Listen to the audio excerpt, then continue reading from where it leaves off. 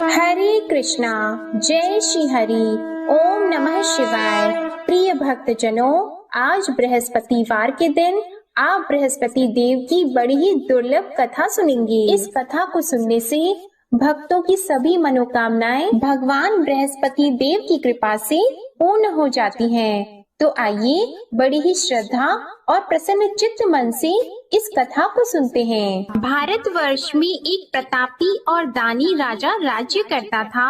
वह नित्य गरीबों और ब्राह्मणों की सहायता करता था। यह बात उसकी रानी को अच्छी नहीं लगती थी। वह न ही गरीबों को दान देती, न ही भगवान का पूजन करती थी और राजा को भी दान देने से मना किया करती थी। एक दिन राजा शिकार खेलने वन को गए हुए थे, तो रानी महल में अकेली थी। उसी समय बृहस्पति देव साधु वेश में राजा के महल में भिक्षा लेने के लिए गए और भिक्षा मांगी, तो रानी ने भिक्षा देने से इनकार कर दिया और कहा, हे साधु महाराज, मैं तो दान पुण्य से तंग आ गई हूँ। मेरा पति सारा धन लुटाते रहते हैं। मेरी इच्छा है कि हमारा धन नष्ट हो जाए, फिर न रहेगा बांस, न बजेगी बांसुरी। साधु ने कहा, देवी तुम तो बड़ी विचित्र हो। धन संतान तो सभी चाहते हैं, पुत्र और लक्ष्मी तो पापी के घर भी होने चाहिए। यदि तुम्हारे पास अधिक धन है तो भूखों को भोजन दो, प्यासों के लिए प्याऊ बनवाओ, मुसाफिरों के लिए धर्मशालाएं खुलवाओ। जो निर्धन अपनी कुंवारी कन्याओं का विवाह नहीं कर सकते, उनका विवाह करा दो। ऐसे और कई काम हैं जिनके करने से तुम्हारा यश लोक और परलोक में फैलेगा। परंतु रानी पर उपदेश का कोई प्रभाव नहीं पड़ा। वह बोली, महाराज आप मुझे कुछ न समझाएं, मैं ऐसा धन नहीं चाहती जो हर जगह बांटती फिरूं। साधु ने उत्तर दिया, यदि तुम्हारी ऐसी इच्छा है तो तथास्तु। तुम ऐसा करना कि बृहस्पतिवार को घर लीपकर पीली मिट्टी से अपना सिर धोकर स्नान करना, भट्टी चढ़ाकर कपड़े धोना। ऐसा करने से आपका सारा धन नष्ट हो जाएगा। इतना कहकर वह साधु महाराज वहाँ से आलोक हो गए और साधु के अनुसार कही बातों को पूरा करते हुए रानी को केवल 3 बृहस्पतिवार ही बीते थे कि उसकी समस्त धन संपत्ति नष्ट हो गई। भोजन के लिए राजा का परिवार तरसने लगा।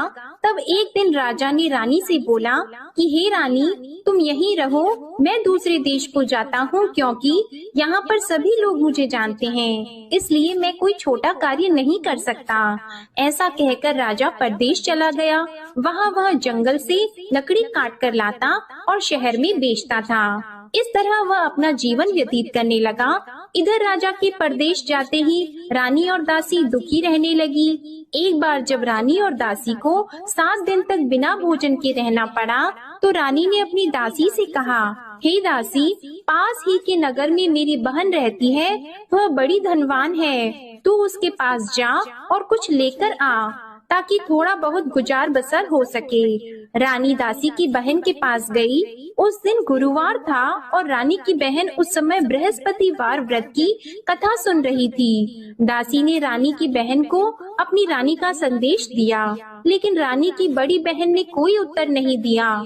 जब दासी को रानी की बहन से कोई उत्तर नहीं मिला, तो वह बहुत दुखी हुई और उसे क्रोध भी आया।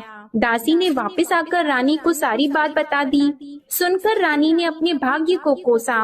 उधर रानी की बहन ने सोचा कि मेरी बहन की दासी आई थी, परंतु मैं उससे नहीं बोली, इससे वह बहुत दुखी हुई होगी। कथा सुनकर और पूजन समाप्त करके वह अपनी बहन के घर आई और कहने लगी, हे बहन, मैं बृहस्पतिवार का व्रत कर रही थी, तुम्हारी दासी मेरे घर आई थी, परंतु जब तक कथा होती है तब तक न तो उठते हैं और न ही बोलते हैं, इसलिए मैं नहीं बोली। कहो दासी क्यों गई थी? रानी बोली, बहन तुमसे क्या छिपाऊं, हमारे घर में खाने तक को अनाज नहीं था। ऐसा कहते कहते रानी की आंखें भर आई। उसने दासी समेत पिछले 7 दिनों से भूखे रहने तक की बात अपनी बहन को विस्तार पूर्वक सुना दी। रानी की बहन बोली, देखो बहन, भगवान बृहस्पति सबकी मनोकामना को पूर्ण करते हैं। देखो शायद तुम्हारे घर में अनाज रखा हो। पहले तो रानी को विश्वास नहीं हुआ, पर बहन के आग्रह करने पर उसने अपनी दासी को अंदर भेजा तो उसे सचमुच अनाज से भरा एक घड़ा मिल गया। यह देखकर दासी को बड़ी हैरानी हुई। दासी रानी से कहने लगी, हे रानी, जब हमको भोजन नहीं मिलता तो हम व्रत ही तो करते हैं, इसलिए क्यों न इनसे व्रत और कथा की विधि पूछ ली जाए ताकि हम भी व्रत कर सकें। तब रानी ने अपनी बहन से बृहस्पतिवार व्रत के बारे में पूछा। उसकी बहन ने बताया, बृहस्पतिवार के व्रत में चने की दाल और मुनक्का से विष्णु भगवान का केले की जड़ में पूजन करें तथा दीपक जलाएं, व्रत कथा सुने और पीला भोजन ही करें। इससे बृहस्पति देव प्रसन्न होते हैं। और व्रत और पूजन विधि बताकर रानी की बहन अपने घर को लौट गई। 7 दिन के बाद जब गुरुवार आया तो रानी और दासी ने व्रत रखा। घुड़साल में जाकर चना और गुड़ लेकर आई, फिर उससे केले की जड़ तथा विष्णु भगवान का पूजन किया। अब पीला भोजन कहाँ से आए, इस बात को लेकर दोनों बहुत दुखी थी। क्योंकि उन्होंने व्रत रखा था, इसलिए बृहस्पति देव उनसे प्रसन्न थे। इसलिए वे एक साधारण व्यक्ति का रूप धारण करके 2 थालों में सुंदर पीला भोजन दासी को दे गए। भोजन पाकर दासी बहुत प्रसन्न हुई और फिर रानी के साथ मिलकर भोजन ग्रहण किया। उसके बाद वे सभी गुरुवार को व्रत और पूजन करने लगी। बृहस्पति भगवान की कृपा से उनके पास फिर से धन संपत्ति आ गई, परंतु रानी फिर से पहले की तरह आलस्य करने लगी। तब दासी बोली, देखो रानी, तुम पहले भी इस प्रकार आलस्य करती थी, तुम्हें धन रखने में कष्ट होता था, इस कारण सभी धन नष्ट हो गया, और अब जब भगवान बृहस्पति की कृपा से धन मिला है तो तुम्हें फिर से आलस्य होता है। रानी को समझाते हुए दासी कहती हैं कि बड़ी मुसीबतों के बाद हमने यह धन पाया है, इसलिए हमें दान पुण्य करना चाहिए, भूखे मनुष्यों को भोजन कराना चाहिए और धन को शुभ कार्यों में खर्च करना चाहिए, जिससे तुम्हारे कुल का यश बढ़ेगा, स्वर्ग की प्राप्ति होगी और पितृ प्रसन्न होंगे। दासी की बात मानकर रानी अपना धन शुभ कार्यों में खर्च करने लगी, जिससे पूरे नगर में उसका यश फैलने लगा। उधर एक दिन राजा दुखी होकर जंगल में एक पेड़ के नीचे आसन जमाकर बैठ गया। वह अपनी दशा को याद करके व्याकुल होने लगा। बृहस्पतिवार का दिन था। एकाएक उसने देखा कि निर्जन वन में एक साधु प्रकट हुए। वह साधु वेश में स्वयं बृहस्पति देवता थे। लकड़हारे के सामने आकर बोले, हे लकड़हारे, इस सुनसान जंगल में तू इतना चिंता मग्न क्यों बैठा है? लकड़हारे ने दोनों हाथ जोड़कर प्रणाम किया और उत्तर दिया, महात्मा जी, आप सब कुछ जानते हैं, मैं क्या कहूँ। यह कहकर रोने लगा और साधु को अपनी आत्म कथा सुनाई। महात्मा जी ने कहा, तुम्हारी स्त्री ने बृहस्पतिवार के दिन बृहस्पति भगवान का निरादर किया है, जिसके कारण रुष्ट होकर उन्होंने तुम्हारी यह दशा कर दी। अब तुम चिंता को दूर करके मेरे कहने पर चलो तो तुम्हारे सब कष्ट दूर हो जाएंगे और भगवान पहले से भी अधिक संपत्ति देंगे। तुम बृहस्पति के दिन कथा किया करो, 2 पैसे के चने मुनक्का लाकर उसका प्रसाद बनाओ और शुद्ध जल से लोटे में शक्कर मिलाकर अमृत तैयार करो। कथा के पश्चात अपने सारे परिवार और सुनने वाले प्रेमियों में अमृत व प्रसाद को बांटकर खुद भी ग्रहण करो। ऐसा करने से भगवान तुम्हारी सब मनोकामनाएं पूरी करेंगे। साधु के ऐसे वचन सुनकर लकड़हारा बोला, हे प्रभु, मुझे लकड़ी बेचकर इतना पैसा नहीं मिलता जिससे भोजन के उपरांत कुछ बचा सकूं। मैंने रात्रि में अपनी स्त्री को व्याकुल देखा है, मेरे पास कुछ भी नहीं जिससे मैं उसकी खबर मंगा सकूं। और फिर मैं बृहस्पति देव की क्या कहानी सुनूं? मुझको तो कुछ भी मालूम नहीं है। साधु ने कहा, हे लकड़हारी, तुम किसी बात की चिंता मत करो। बृहस्पतिवार के दिन तुम रोजाना की तरह लकड़ियाँ लेकर शहर को जाओ। तुमको रोज से दुगना धन प्राप्त होगा, जिससे तुम भली भांति भोजन कर लोगे और बृहस्पति देव की पूजा का सामान भी आ जाएगा। बृहस्पति देव की कथा इस प्रकार है, सुनो। प्राचीन काल में एक ब्राह्मण रहता था। वह बहुत निर्धन था। उसकी कोई संतान नहीं थी। उसकी स्त्री बहुत मलिनता के साथ रहती थी। वह स्नान नहीं करती, किसी देवता का पूजन नहीं करती। इससे ब्राह्मण देवता बड़े दुखी थे। बेचारे बहुत कुछ कहते थे, किंतु उसका कुछ परिणाम नहीं निकला। भगवान की कृपा से ब्राह्मण की स्त्री के कन्या रूपी रत्न पैदा हुआ। कन्या बड़ी होने पर प्रातः स्नान करके विष्णु भगवान का जाप और बृहस्पतिवार का व्रत करने लगी। अपने पूजन पाठ को समाप्त करके विद्यालय जाती तो अपनी मुट्ठी में जौ भर के ले जाती और पाठशाला के मार्ग में डालती जाती। तब ये जौ स्वर्ण के हो जाते तो लौटते समय उनको बीन कर घर ले आती। एक दिन वह बालिका सूप में उस सोने के जौ को फटक कर साफ कर रही थी कि उसके पिता ने देख लिया और कहा, हे बेटी, सोने के जौ के लिए सोने का सूप होना चाहिए। दूसरे दिन बृहस्पतिवार था। इस कन्या ने व्रत रखा और बृहस्पति देव से प्रार्थना करके कहा, मैंने आपकी पूजा सच्चे मन से की है तो मेरे लिए सोने का सूप दे दो। बृहस्पति देव ने उसकी प्रार्थना स्वीकार कर ली। रोजाना की तरह वह कन्या जौ फैलाती हुई जाने लगी। जब लौटकर जौ बीन रही थी तो बृहस्पति देव की कृपा से सोने का सूप मिला। उसे वह घर ले आई और उसमें जौ साफ करने लगी, परंतु उसकी माँ का वही ढंग रहा। एक दिन की बात है कि वह कन्या सोने के सूप में जौ साफ कर रही थी। उस समय उस शहर का राजपुत्र वहाँ से होकर निकला। इस कन्या के रूप और कार्य को देखकर मोहित हो गया और अपने घर आकर भोजन और जल त्याग कर उदास होकर लेट गया। राजा को इस बात का पता लगा तो अपने प्रधानमंत्री के साथ उसके पास गए और बोले, हे बेटा, तुम्हें किस बात का कष्ट है? किसी ने तुम्हारा अपमान किया है अथवा और कोई कारण हो सो कहो, मैं वही कार्य करूँगा जिससे तुम्हें प्रसन्नता हो। अपने पिता की राजकुमार ने बातें सुनी तो वह बोला, मुझे आपकी कृपा से किसी बात का दुख नहीं है। किसी ने मेरा अपमान नहीं किया है, परंतु मैं उस लड़की से विवाह करना चाहता हूँ जो सोने के सूप में जौ साफ कर रही थी। यह सुनकर राजा आश्चर्य में पड़ गया और बोला, हे बेटा, इस तरह की कन्या का पता तुम ही लगाओ, मैं उसके साथ तेरा विवाह अवश्य ही करवा दूंगा। राजकुमार ने उस लड़की के घर का पता बताया। तब मंत्री उस लड़की के घर गए और ब्राह्मण देवता को सभी हाल बताया। ब्राह्मण देवता राजकुमार के साथ अपनी कन्या का विवाह करने के लिए तैयार हो गए तथा विधि विधान के अनुसार ब्राह्मण की कन्या का विवाह राजकुमार के साथ हो गया। कन्या के घर से जाते ही पहले की भांति उस ब्राह्मण देवता के घर में गरीबी का निवास हो गया। अब भोजन के लिए भी अन्न बड़ी मुश्किल से मिलता था। एक दिन दुखी होकर ब्राह्मण देवता अपनी पुत्री के पास गए। बेटी ने पिता की दुखी अवस्था को देखा और अपनी माँ का हाल पूछा। तब ब्राह्मण ने भी सभी हाल कहा। कन्या ने बहुत सा धन देकर अपने पिता को विदा कर दिया। इस तरह ब्राह्मण का कुछ समय सुख पूर्वक व्यतीत हुआ। कुछ दिन के बाद फिर वही हाल हो गया। ब्राह्मण फिर अपनी कन्या के यहाँ गया और सारा हाल कहा तो लड़की बोली, हे पिताजी, आप माताजी को यहाँ ले आओ, मैं उन्हें विधि बता दूंगी जिससे उनकी गरीबी दूर हो जाए। वह ब्राह्मण देवता अपनी स्त्री को साथ लेकर पहुँचे तो अपनी माँ को समझाने लगी कि हे माँ, तुम प्रातः काल प्रथम स्नान आदि करके विष्णु भगवान का पूजन करो तो सब दरिद्रता दूर हो जाएगी। परंतु उसकी माँ ने एक भी बात नहीं मानी और प्रातः काल उठकर अपनी पुत्री के बच्चों की झूठन को खा लिया। इससे उसकी पुत्री को भी बहुत गुस्सा आया। उसने एक रात को एक कोठरी से सारा सामान निकाल दिया और अपनी माँ को उसमें बंद कर दिया।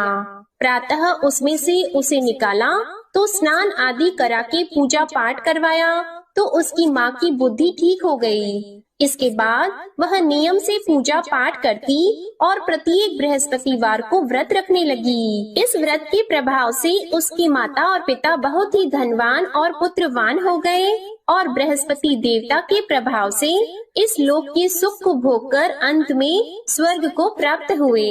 इस तरह कहानी कहकर साधु देवता वहाँ से अंतर्ध्यान हो गए। धीरे धीरे समय व्यतीत होने पर फिर वही बृहस्पतिवार का दिन आया।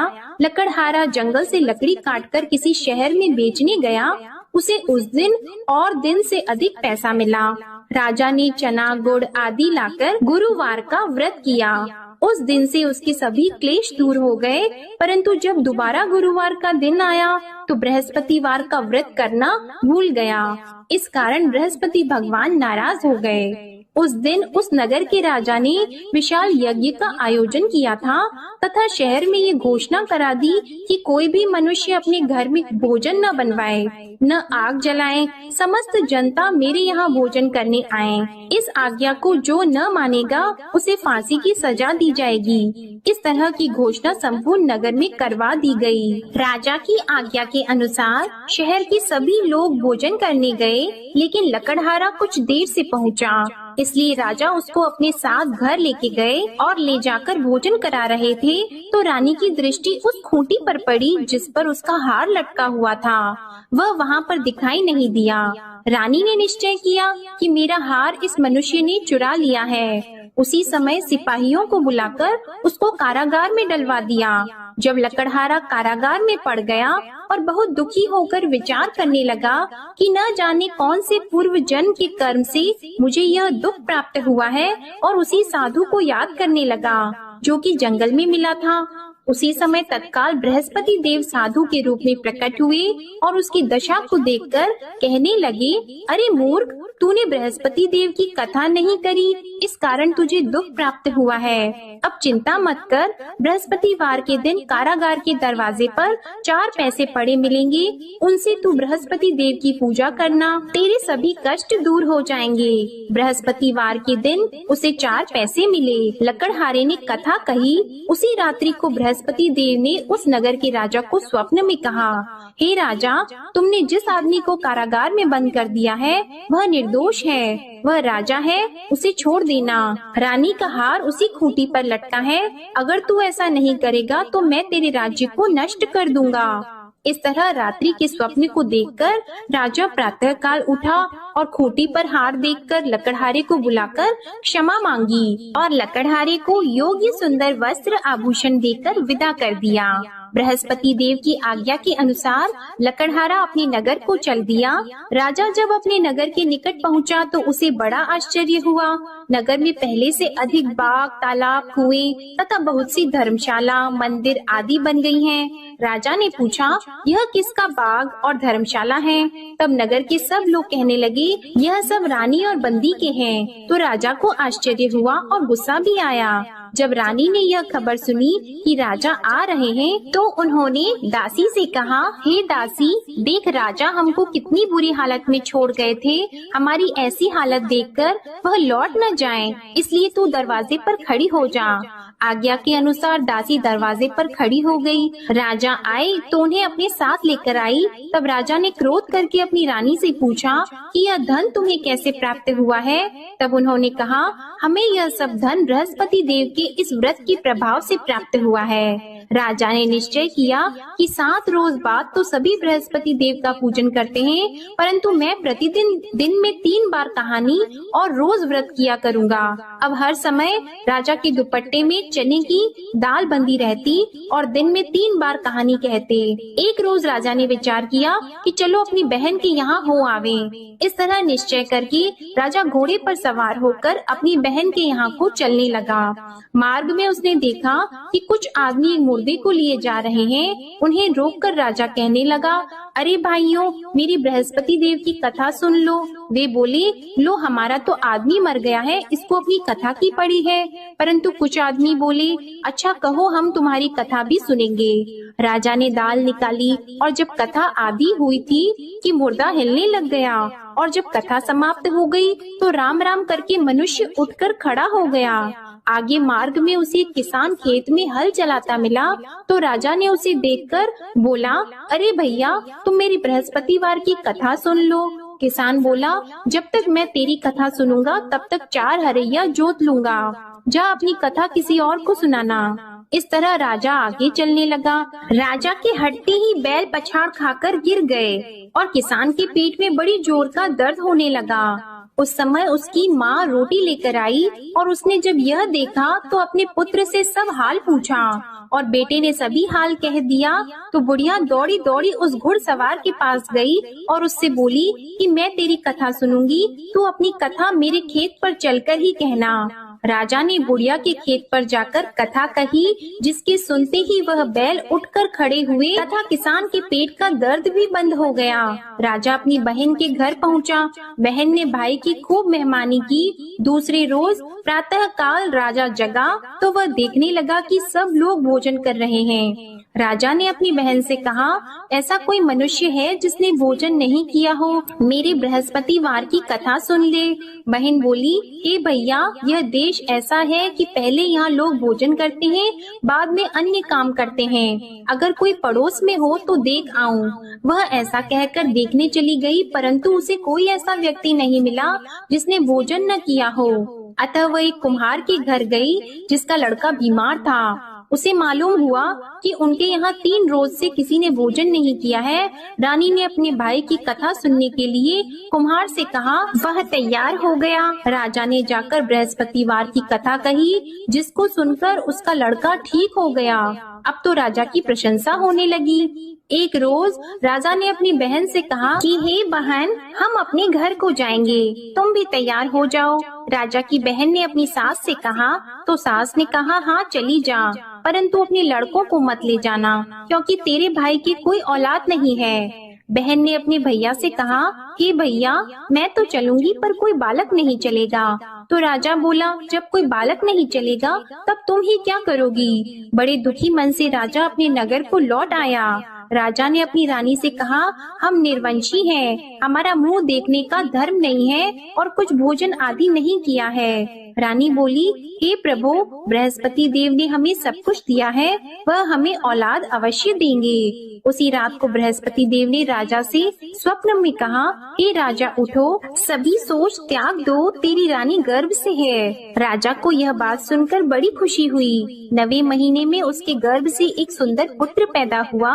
तब राजा बोला, हे रानी, स्त्री बिना भोजन के रह सकती है, पर बिना कहे नहीं रह सकती। जब मेरी बहन आएगी तुम उससे कुछ मत कहना। रानी ने सुनकर हाँ कर दिया। जब राजा की बहन ने यह शुभ समाचार सुना तो वह बहुत खुश हुई और बधाई लेकर अपने भाई के यहाँ आई।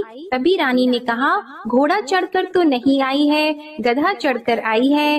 राजा की बहन बोली, भाभी, मैं इस प्रकार न कहती तो तुम्हें औलाद कैसे मिलती? बृहस्पति देव ऐसे ही हैं, जैसी जिसके मन में कामनाएं हैं सभी को पूर्ण करते हैं। जो सद्भावना पूर्वक बृहस्पतिवार का व्रत करता है एवं कथा पढ़ता है अथवा सुनता है, दूसरों को सुनाता है, बृहस्पति देव उनकी सभी मनोकामनाएं पूर्ण करते हैं। बृहस्पति देव उनकी सदैव रक्षा करते हैं। जो संसार में सद्भावना और सच्चे हृदय से बृहस्पति देव का पूजन करते हैं, उनकी सभी मनोकामनाएं उसी प्रकार पूर्ण होती हैं, जैसे राजा और रानी ने बृहस्पति देव की कथा का गुणगान किया। उनकी सभी इच्छाएं बृहस्पति देव ने पूर्ण की। मनुष्य को हृदय से उनका मनन करते हुए जयकारा करना चाहिए। तो प्रेम से बोलिए, बृहस्पति देव की जय, विष्णु भगवान की जय, समस्त देवी देवताओं की जय। अब आप भगवान बृहस्पति देव की आरती श्रवण कीजिए। ओम जय बृहस्पति देवा, ओम जय बृहस्पति देवा, छिन्न छिन्न भोग लगाऊं कदली फल मेवा। ओम जय बृहस्पति देवा, तुम पूर्ण परमात्मा, तुम अंतर्यामी, जगत पिता जगदीश्वर, तुम सबके स्वामी। ओम जय बृहस्पति देवा, चरणामृत निज निर्मल, सब पातक हरता, सकल मनोरथ दायक, कृपा करो भरता। ओम जय बृहस्पति देवा, तन मन धन अर्पण कर, जो जन शरण पड़े, प्रभु प्रकट तब होकर, आकर द्वार खड़े। ओम जय बृहस्पति देवा, दीन दयाल दयानिधि, भक्तन हितकारी, पाप दोष सब हरता, भव बंधन हारी। ओम जय बृहस्पति देवा, सकल मनोरथ दायक सब संशय तारो, विषय विकार मिटाओ संतन सुखकारी। ओम जय बृहस्पति देवा, जो कोई आरती तेरी प्रेम सहित गावे, ज्येष्ठानंद बंद सो निश्चय ही पावे। ओम जय बृहस्पति देवा, ओम जय बृहस्पति देवा। प्रेम से बोलिए भगवान बृहस्पति देव की जय। बोलिए भगवान श्री लक्ष्मी नारायण जी की जय। आपको आज की कथा पसंद आए, आरती पसंद आए तो वीडियो को लाइक कीजिएगा, शेयर कीजिएगा, कमेंट में भगवान बृहस्पति देव जी की जय लिखिएगा और चैनल को भी सब्सक्राइब कीजिएगा। इसी के साथ आज आप हमारे चैनल पर माँ महागौरी की व्रत कथा और श्री दुर्गा सप्तशती के 8वें दिन का अध्याय भी जरूर सुनिएगा। प्रेम से बोलिए भगवान श्री बृहस्पति देव की जय।